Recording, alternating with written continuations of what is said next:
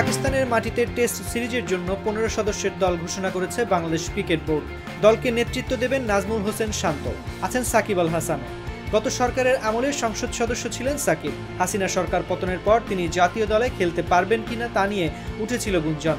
সেই গুঞ্জনের মধ্যেই পাকিস্তান সফরে দলে জায়গা করে নিয়েছেন সাকিব।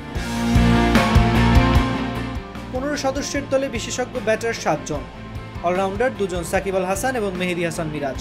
পেস বোলার রয়েছেন 4 জন, শরীফুল ইসলাম, খালেদ আহমেদ, হাসান মাহমুদ এবং নাহিদ রানা। বিশেষজ্ঞ স্পিনার 2 জন, নাইম হাসান এবং তাইজুল ইসলাম। আগামীকাল পাকিস্তানের উদ্দেশ্যে দেশ ছাড়বে বাংলাদেশ দল। আইসিসি ওয়ার্ল্ড টেস্ট চ্যাম্পিয়নশিপের 2টি ম্যাচ অনুষ্ঠিত হবে রাওয়ালপিন্ডি এবং করাচিতে।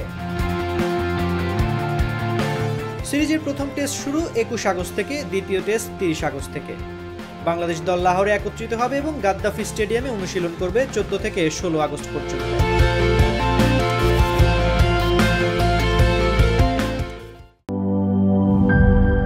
দেশি পাকা টমেটো আর সিক্রেট রেসিপির কম্বিনেশনে তৈরি ব্রাউন সসের বস।